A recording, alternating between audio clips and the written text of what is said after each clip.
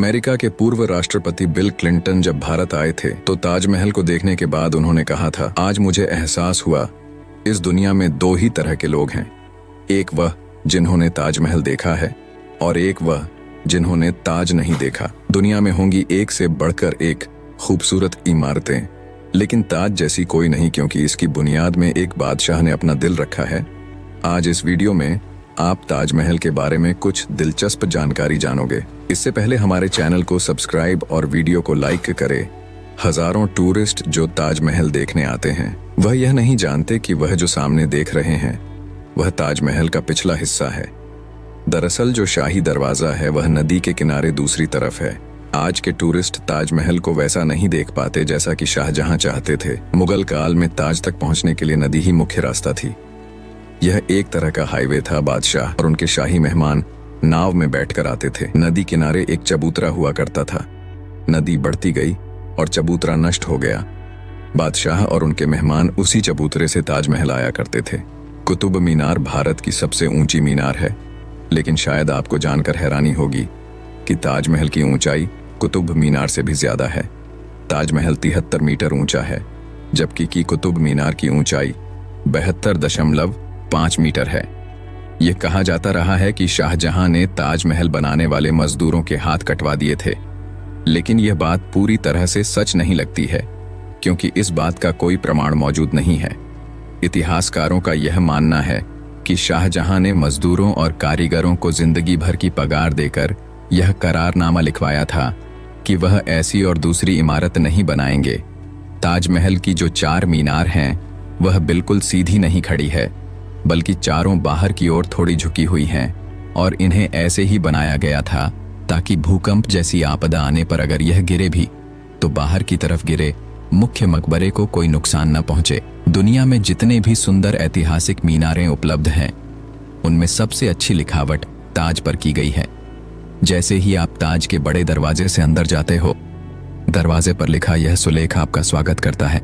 हे आत्मा, तू ईश्वर के पास विश्राम कर, ईश्वर के पास शांति के साथ रह तथा उसकी परम शांति तुझे पर बरसे। यह लिखावट थुलूथ लिपि में है। इस लिखावट को डिजाइन करने वाले का नाम अब्दुल हक था, जिसे ईरान से बुलाया गया था। जिस वक्त शाहजहां बादशाह बने वह मुगल सल्तनत का सुनहरा काल था। शाहजहां की बादशाहत में लड़ाइयां नहीं होती थीं। वह दौर जबरदस्त शान और शौकत का दौर था। बादशाह को बड़ी बड़ी इमारतें बनवाने का शौक था। ऐसी भव्य इमारत दुनिया ने पहले कभी नहीं देखी थी। इसके लिए सफेद संगमरमर राजस्थान के मकराना से लाया गया था। कुल मिलाकर 28 किस्म के बेशकीमती रत्न जो कि अलग अलग देशों से मंगवाए गए थे, उन्हें सफेद संगमरमर में जड़ा गया था। इन सभी चीजों को विदेश से आगरा लाने के लिए 1000 से भी ज्यादा हाथी इस्तेमाल किए गए थे। ताजमहल आज से करीब 400 साल पहले 1631 में बनना शुरू हुआ था और यह 22 साल बाद 1653 में पूरा हुआ। इसका निर्माण 20,000 कारीगरों और मजदूरों ने किया था। ताजमहल के निर्माण के लिए हर चीज को हीरे की तरह पर रखकर चुना गया था। ताजमहल की दीवारों पर जो नक्काशी है, इसकी तकनीक इटली के कारीगरों से सीखी गई थी। उज्बेकिस्तान के बुखारा से संगमरमर को तराशने वाले कारीगर बुलाए गए थे। ईरान से संगमरमर पर लिखावट करने वाले कारीगर बुलाए गए थे और पत्थरों को तलाशने के लिए बलूचिस्तान के कारीगरों को बुलाया गया था। 1653 में जब ताजमहल बनकर तैयार हुआ था, उसी समय इसके निर्माण की कीमत करोड़ों में आंकी गई थी। उसी हिसाब से अगर आज ताजमहल बनवाया जाए तो इसे बनवाने में करीब 57 अरब 60 करोड़ लगेंगे। 1857 की क्रांति के दौरान अंग्रेजों ने ताज को काफी नुकसान पहुंचाया। उन्होंने कई बेशकीमती रत्नों को ताजमहल की दीवारों से खोदकर निकाल लिया था। ताजमहल के मुख्य गुंबद का जो कलश है वह किसी जमाने में सोने का हुआ करता था। 19वीं सदी की शुरुआत में सोने के कलश को बदलकर कांसे का कलश लगा दिया गया।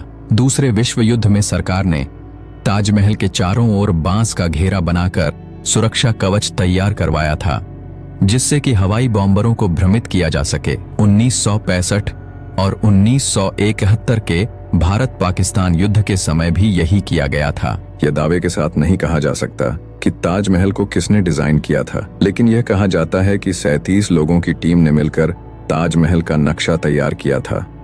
यह 37 वास्तुकार दुनिया के कोने कोने से बुलाए गए थे। ताजमहल की नींव बनाते समय ताजमहल के चारों ओर कुएं खोदे गए। इन कुआं में ईंट पत्थर के अलावा आबनूस और महोगनी के लकड़ी के लट्ठे डाले गए।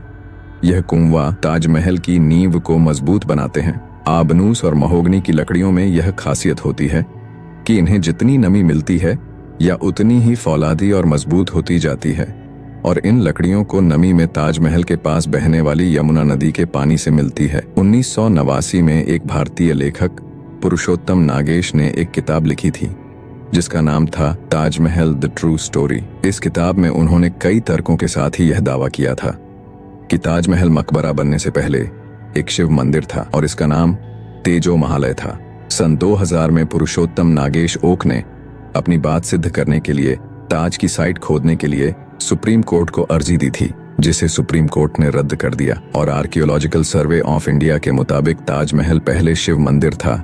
इस बात के कोई सबूत नहीं है, बल्कि शाहजहां ने ताजमहल को बनवाया था, इसके प्रमाण ही इतिहास में मिलते हैं। एक कहानी प्रसिद्ध है कि शाहजहां यमुना नदी के दूसरी तरफ काले संगमरमर से ऐसा ही एक और काला ताजमहल बनवाना चाहते थे। कहा जाता है कि शाहजहां मुमताज की तरह अपने लिए भी एक मकबरा बनवाना चाहते थे, लेकिन इससे पहले कि वह काला ताजमहल बनवा पाए औरंगजेब ने उन्हें कैद खाने में डलवा दिया।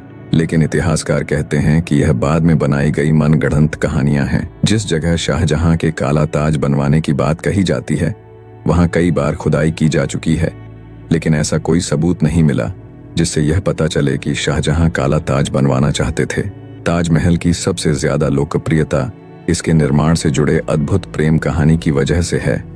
बादशाह शाहजहां ने अपनी बेगम मुमताज महल की याद में इस ताजमहल को बनवाया था। महज 38 साल की उम्र में अपनी 14वें संतान को जन्म देते वक्त मुमताज की मृत्यु हो गई।